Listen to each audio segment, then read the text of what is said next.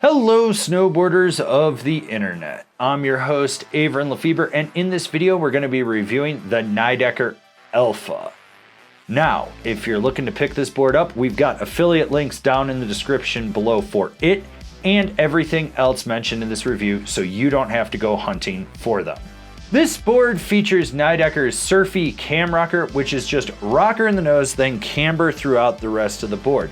That camber section is going to give you all the load, pop, snap, and drive, while that rocker in the nose is going to give you ease of entry in and out of turns, as well as more optimal powder float.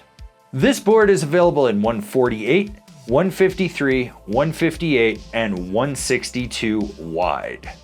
I rode this board at Copper Mountain on a day that was sunny, bluebird, low winds, average temps. You had soft, creamy groomers from the top to the mid-mountain, a little bit slushier at the way bottom of it. You had leftover pow in the shade in the trees if you knew where to go looking for it, and believe me, I had to go looking for it to find it for this board. And of course, everyone's favorite, chop and chunder. I used my Rome Black Label bindings and my K2 Thraxis boots.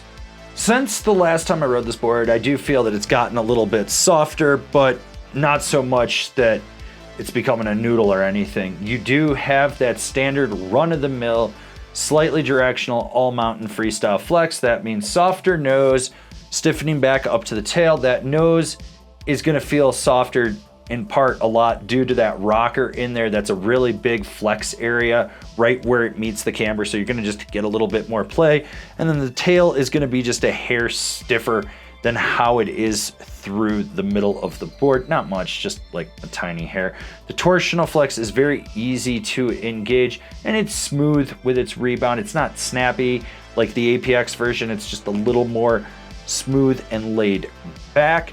Now, when it comes to stability, this is more lively than the APX version. You're gonna feel more things with it. So you get on top of those death cookies, you're gonna get that ball bearing effect. You're gonna feel that resonating back up underfoot.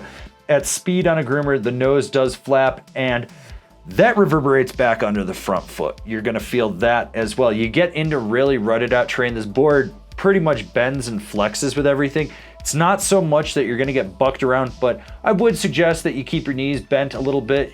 You straight leggers, you know who you are. You know it right there. Yeah, I'm calling you out. Yeah, don't be a straight legger. You're the type of people that are gonna get bucked around on this. Everyone else that's smart enough to understand, hey, keep my knees bent, gonna be able to absorb it just fine. The snap on this board is very easy to engage, and it's almost skate-like. You don't have to really think about loading that camber up when you roll back on the tail. You just sort of do it, and it pops, and it gets you up in the air.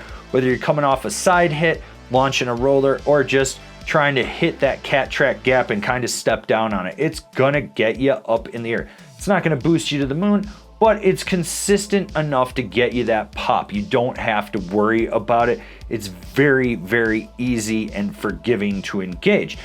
When it comes to jump, small, medium, large, it's got you covered. It pops off the lip with ease if you want it to, or you can be laid back and just sort of let it throw you. Now, the big thing is when you're hitting bigger features, you want to make sure that you're locked in with your landing gear, because if you land a little back seat, the flex of this board tends to wheelie out a little bit more, and it's not as stable in the landing as, say, the APX version right over here.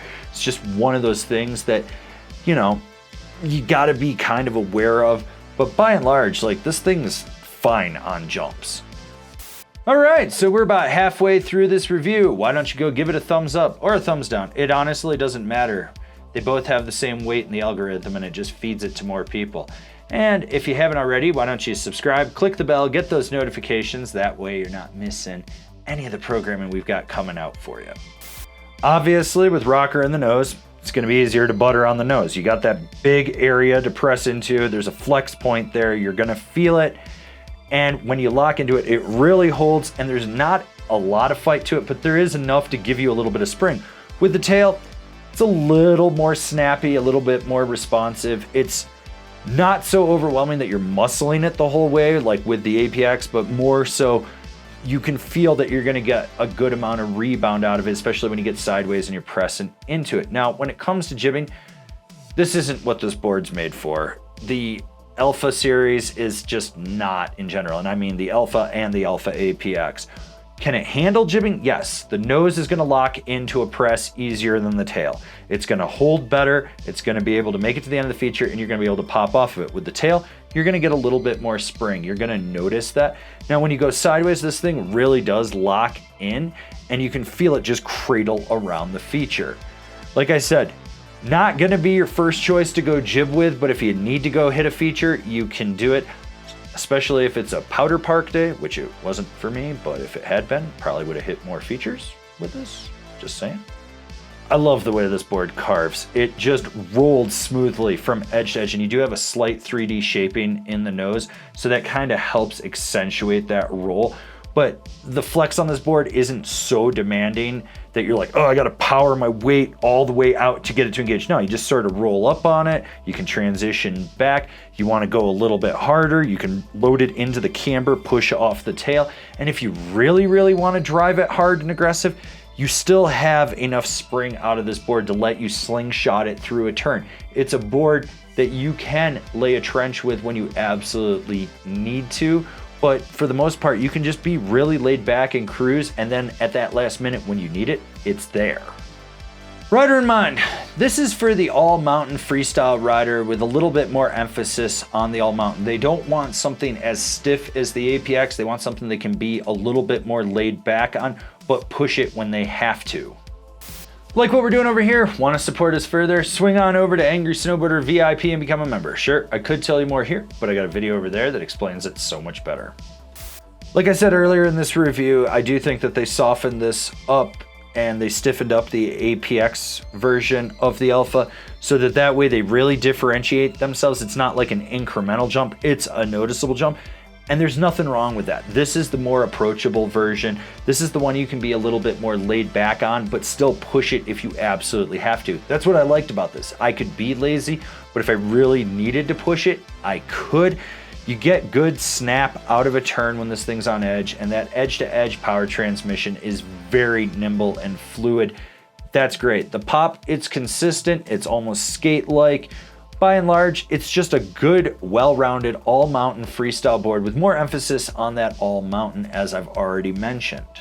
Comparable boards: the Ride Shadowban, the Salomon Assassin, the Gnu Waygu. Binding recommendations: the Nidecker Kaon Plus, the Bataleon Blaster FASE, the Union Force. All right, this has been my review of the Nidecker Alpha, not the Alpha APX. If you're looking for something stiffer, go watch that review. Do it now, go. You know you want to.